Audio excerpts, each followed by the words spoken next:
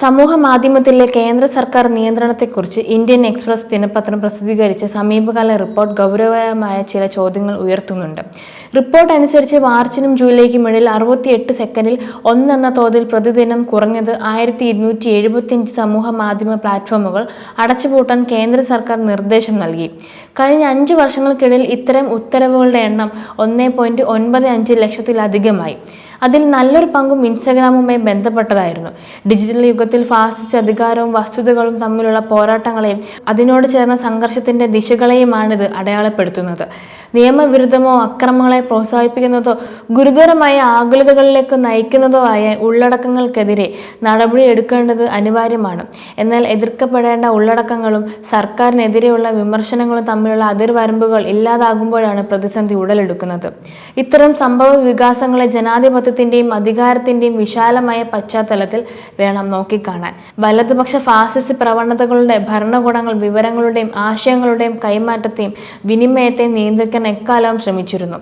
Nazi ജർമ്മനിയിലും ഫാസി ഇറ്റലിയിലും സ്വതന്ത്ര പത്രപ്രവർത്തനം അടിച്ചമർത്തപ്പെട്ടു. ഭരണകൂട അനുകൂല പ്രചാരണ സംവിധാനങ്ങൾ സ്ഥാപിക്കപ്പെട്ടു. വർത്തമാന സാഹചര്യങ്ങൾ അന്ന് ഉണ്ടായിരുന്നതിൽ നിന്ന് ഇന്ന് വ്യത്യസ്തമായിരിക്കാം. എന്നാൽ അധികാരവും വസ്തുതകളും തമ്മിലുള്ള സംഘർഷങ്ങൾ മാറ്റമില്ലാതെ തുടരുന്നു. നിലവിൽ വിവരവിനിമയ സംവിധാനങ്ങൾ പത്രങ്ങളിലോ റേഡിയോയിലോ ടെലിവിഷനിലോ മാത്രം ഒതുങ്ങുന്നില്ല. ഇന്റർനെറ്റും സമൂഹ മാധ്യമങ്ങളും വിവര ഉൽപാദനത്തിന്റെയും വിതരണത്തിന്റെയും ഘടനയെ പൂർണ്ണമായും മാറ്റിമറിച്ചിരിക്കുന്നു. പുതിയ വിവര സാങ്കേതിക വിപ്ലവം വൻകിട മാധ്യമ സ്ഥാപനങ്ങൾക്ക് മാധ്യമ പ്രവർത്തനത്തിലും മേഖലയിലും ഉണ്ടായിരുന്ന കുത്തകാവകാശത്തെ ദുർബലപ്പെടുത്തിയിരിക്കുന്നു. മൊബൈൽ ഫോണുള്ള ഏതൊരു സാധാരണക്കാരനും ഒരു സംഭവത്തിന്റെ റിപ്പോർട്ടറാകാനാകും. പലപ്പോഴും ഒരു ചിത്രമോ വീഡിയോയോ തന്നെ പൂർണ്ണ റിപ്പോർട്ടായി മാറുന്നു. പരമ്പരാഗത മാധ്യമങ്ങളിൽ വിവരങ്ങൾ മുകളിൽ നിന്ന് താഴേക്ക് ഒഴുകുകയായിരുന്നുവെങ്കിൽ സമൂഹ മാധ്യമത്തിൽ ജനങ്ങൾ തന്നെ വിവരങ്ങളുടെ ഉൽപാദകരും ഉപഭോക്താക്കളുമാകുന്നു. ഇതിനെ ജനാധിപത്യപരമായ കരുത്തായി വിശേഷിപ്പിക്കാം.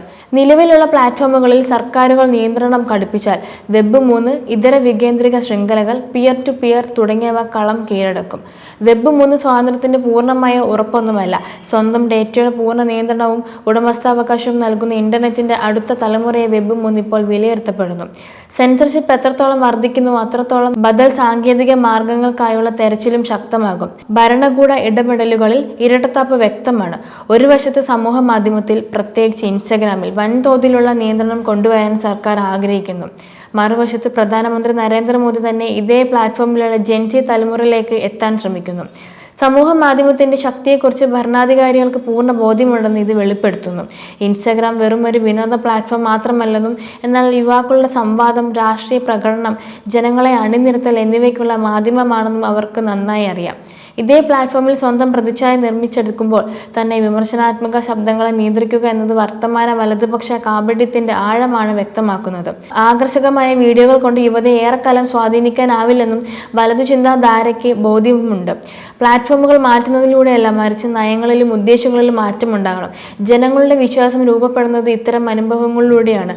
തൊഴിൽ, വിദ്യാഭ്യാസം, സമൂഹ സുരക്ഷ, ജനാധിപത്യ അവകാശങ്ങൾ എന്നിവയിലെ യഥാർത്ഥ അനുഭവം സർക്കാരിൻ്റെ അവകാശവാദങ്ങളുമായി പൊരുത്തപ്പെടണം.